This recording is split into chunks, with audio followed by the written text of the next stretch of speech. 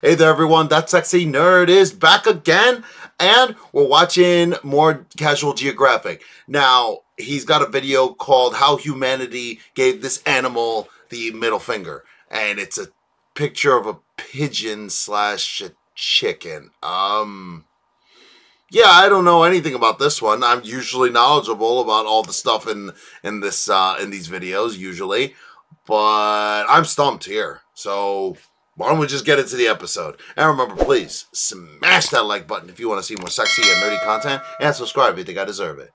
And let's do this thing, y'all. God! Oh my God, what is that? What is that? Oh my God! What is that? Nah, no way they're gonna kill this pigeon. Oh!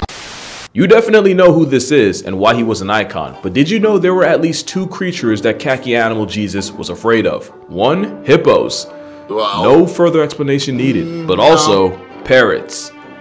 Yeah, the same Steve Irwin that cuddled crocodiles, got a hickey from a python on live TV and apologized to the python, did this, was the same man that experienced legitimate fear in the face of an overgrown parakeet. Why? And the crazy part is, that has nothing to do with this video. I really only brought that up to make my biggest fear sound less ridiculous. Because out of all the animals in the world, I've historically only been afraid of one. I've held 8-foot pythons when I was 6. I've had no problems with the spiders in my house. I've always had a soft spot for sharks. Yet the one animal that could stop me dead in my tracks. Matter of fact, just guess. What do y'all think I'm about to say? Pigeon. Here's an ad while you grapple with that. Pigeons. Yeah. It's always been pigeons. I could never fully explain it, but as early as I can remember, these bum doves put the fear of Dante's Inferno in every fiber of my vessel. There's two stories that sum up my feelings towards pigeons. As a kid, I could vaguely remember crossing the street with my dad when one of the spawns of Avian Antichrist popped out from under the car like a Five Nights at Freddy's jump scare. And from the way my dad likes to tell this story, apparently I recoiled so bad that I jumped back and nearly got turned into a speed bump by a passing van. Jeez. There is an alternate universe where my irrational fear of pigeons cost my folks a dependent and had me heaven sent. So this is really more exposure therapy than an actual video, and the first step is understanding. There are a lot more types of pigeons than my subconscious could ever curse me with. There's over 350 pallets of pigeons populating the planet. You got the Victoria crowned pigeon, the biggest bird on the roster whose headdress got it named after royalty. Then there's the Nicobar, the closest thing to a present-day dodo, and definitely the hypebeast flexor of the family. Can't forget the Karuru, the New Zealand variant famous for being a crippling alcoholic. As in, they'll get so hammered off fermented fruit that they legit forget how to fly. And you've probably heard the phrase turtle dove, especially this time of year. Well, today I found out that I apparently had no clue what they look like, or that they originated from the Middle East. A hop, skip, and an 8-hour flight to the Philippines, and you'll find a Luzon bleeding heart pigeon, named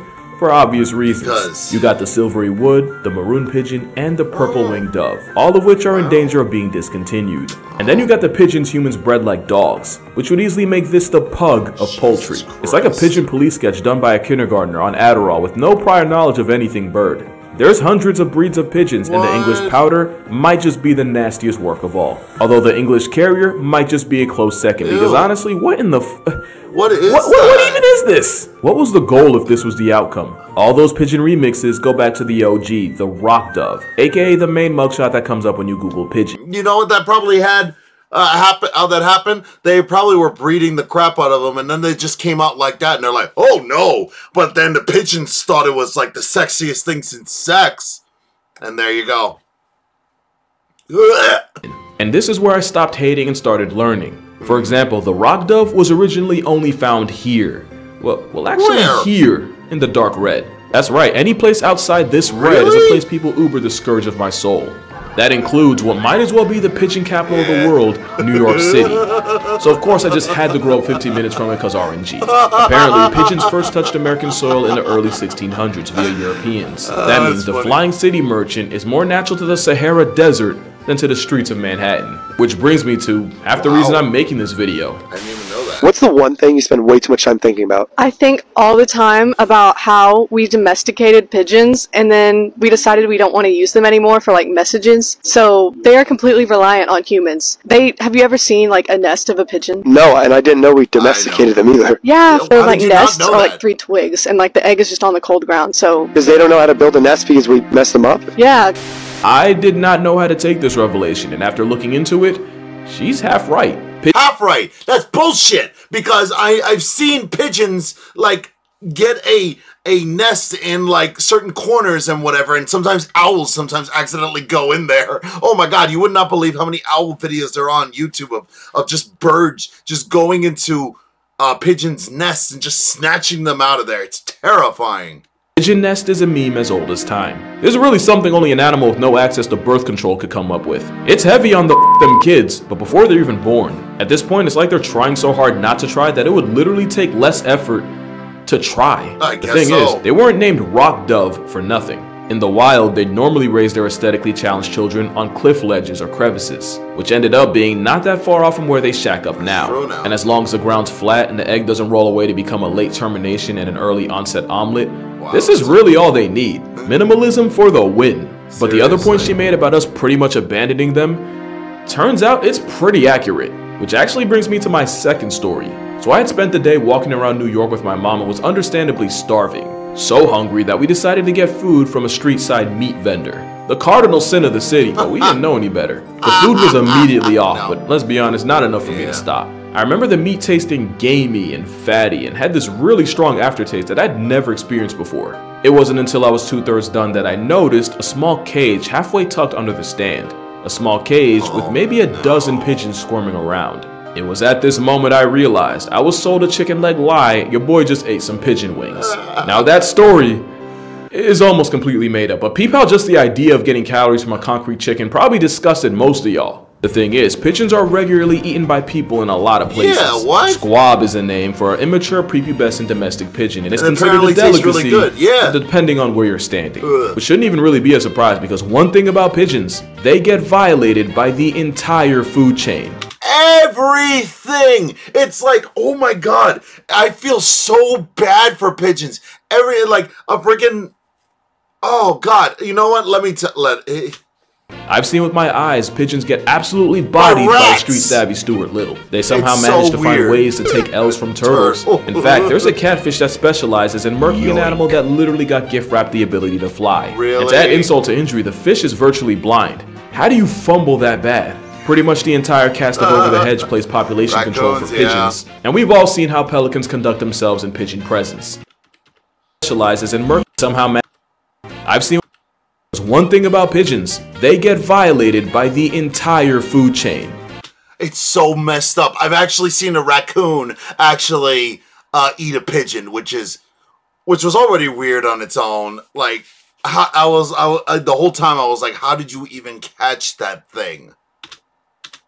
I've seen with my eyes pigeons get absolutely bodied by street savvy Stuart. They somehow manage to find ways to take L's from turtles. I know, turtles. In fact, there's a catfish that specializes in murking an animal that literally got gift wrapped the ability to fly. And to add insult to injury, the fish is virtually blind. How do you fumble that bad? Pretty much the entire cast of Over the Hedge plays population control for pigeons, and we've all seen how pelicans conduct themselves in pigeon presence. And humans were no different, and food was one of the many reasons pigeons were added to the American census. I forgot about that nightmare fuel while I've seen a frickin' pelican eat a pigeon.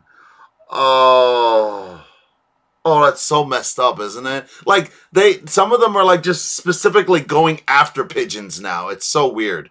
And it doesn't always work. Another reason was to employ them as messengers before iPhone became a thing. But another reason was for pets. There was a time where owning a pack of pigeons wasn't just normal, it was a sign of status. If you had pigeons on your property, it meant you were probably doing well in life. Akbar the Great of the Mughal Empire had not one, but 2,000 pigeons as wow, that is a comma. Make that 20,000 pet pigeons. But in the time since, hoarding pigeons went from a flex to something that guarantees you dirty looks on the subway. And that's thanks to one of the most egregious gaslight campaigns you've ever seen. In June 1966, New York Parks Commissioner Thomas Hoving verbally eviscerated pigeons, blaming them for spreading filth and disease, and used a term you've definitely heard of, rats with wings. I don't understand. And just like that, the pigeon's reputation went straight to hell, with no return trip. A couple things that are interesting though. In the same article, Mr. Hoving also blamed the homeless and homosexuals for bringing property value down. He also became the commissioner January 16th, 1966 and resigned March 15th of the next year. His actual term was just over a year, but the slander he tagged the Metro Tweety with was permanent. Then Woody Allen dogpiled on them, and humanity has hated pigeons ever since. No, it's not pretty at all. They're rats with wings. No, it's It's kind of like how Mark Twain roasted coyotes so flagrantly, not only did it single-handedly earn them smoke from the public, it was directly responsible for the luckless Looney Tune. Yeah, that's not a throwaway joke either. Look up what Wile E. Coyote was based on. It's actually wild. But thanks to these 3 words, the bird that was more common in royalty than marrying your cousin got typecast as a flying version of the animal whose hygiene allegedly turned half the population into a hashtag. I gotta say allegedly because new evidence suggests that rats weren't even responsible for the plague to begin with. Why the fuck you lying? Pigeons got lied on too because they're nowhere near the disease risk we label them as, and I legitimately didn't know that before researching. They're not. They can carry disease, but because of their immune system, it's actually rare for them to transmit them to people. You know, it's really funny, too. I mean, people are, like, always call them rats with wings and blah, blah, blah. But how many people in the city do you see with pigeon coops? They touch them all the damn time. All you have to do is wash your damn hands like with any animal. Because you don't know where they've been. But they really don't carry that many diseases. If they carried a lot of diseases, there wouldn't be that many of them. Because they're not... do not mire themselves in their own filth like rats do. I know, I couldn't believe it either. It also turns out the glorified gutter tweety is actually resistant to bird flu. Now they still can catch you slipping, and usually the problems come from their lesser half. When pigeons drop deuces in one spot, it can dry up and eventually turn into dust. Breathe enough of that doo-doo dust and you can end up with a nasty infection known as bird handler's lung. But even then, it takes a lot, like on some you clean bird as a hobby for you to be exposed enough to be down bad.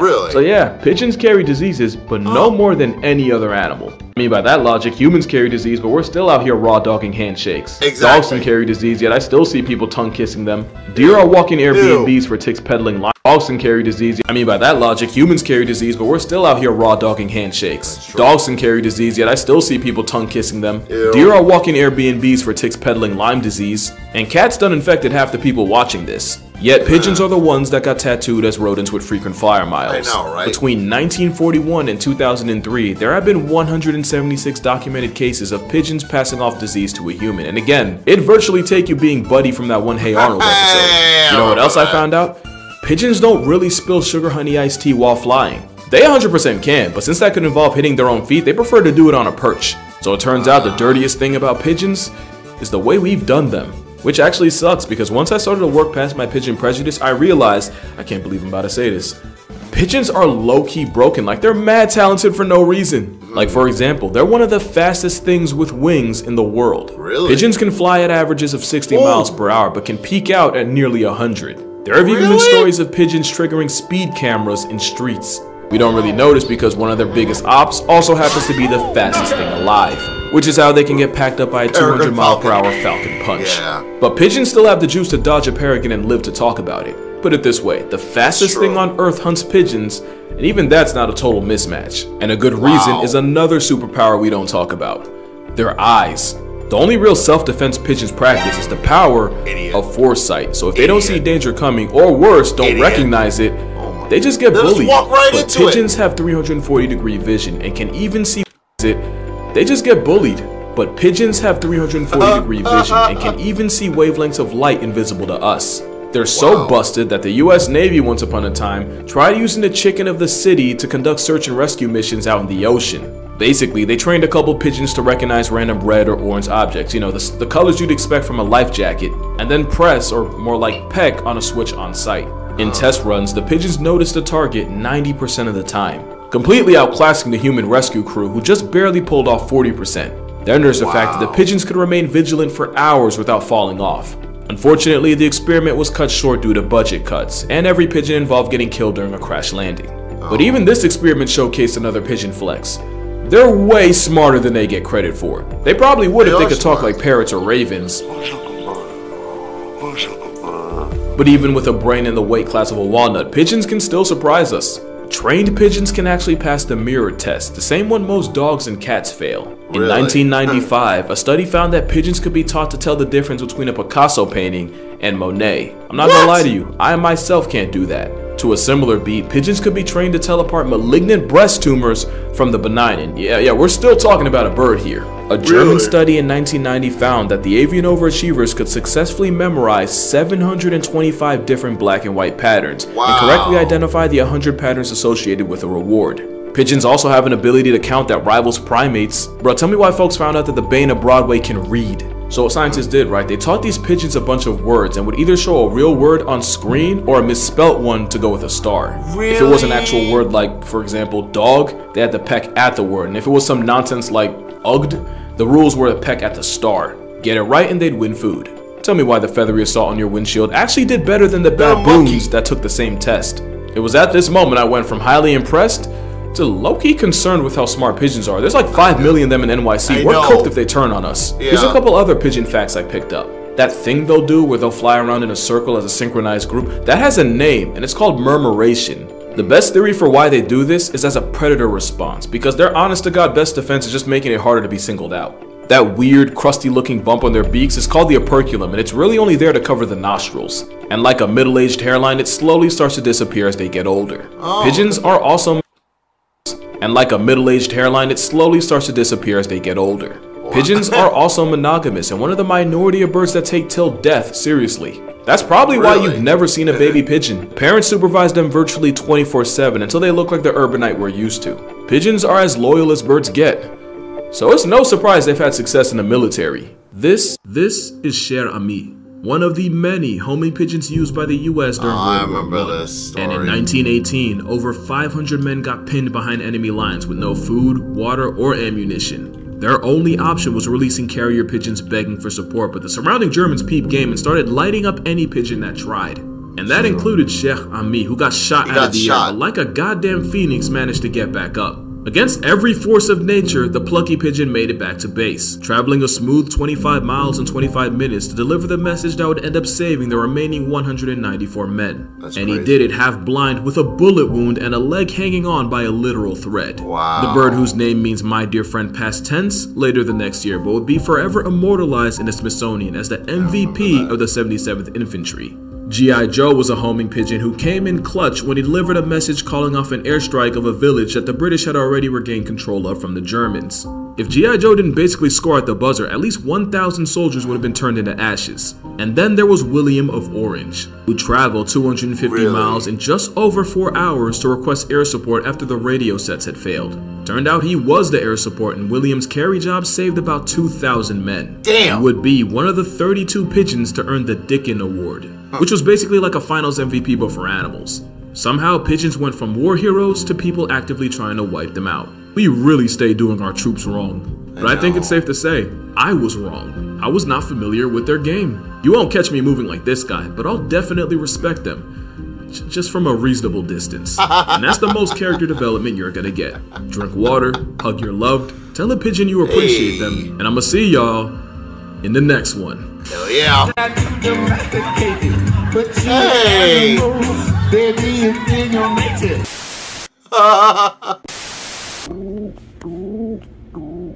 Oh, they're so cute. Oh. That's so cute. Wow. I honestly, I gotta say, this is one of the only videos that I've seen by him where I learned everything. That was crazy. Well, obviously, I mean, I grew up with a lot of these pigeons, but, you know, I had no idea of some of the crazy stuff, especially that weird British amalgamation thing. Wow, that's crazy. But yeah, did you learn anything with this video? I love this video, and I want to see more. So hopefully, I'm going to try and get the other ones done as well. So remember, please smash that like button if you want to see more sexy and nerdy content, and subscribe if you think I deserve it. And I'll see you all in the next video.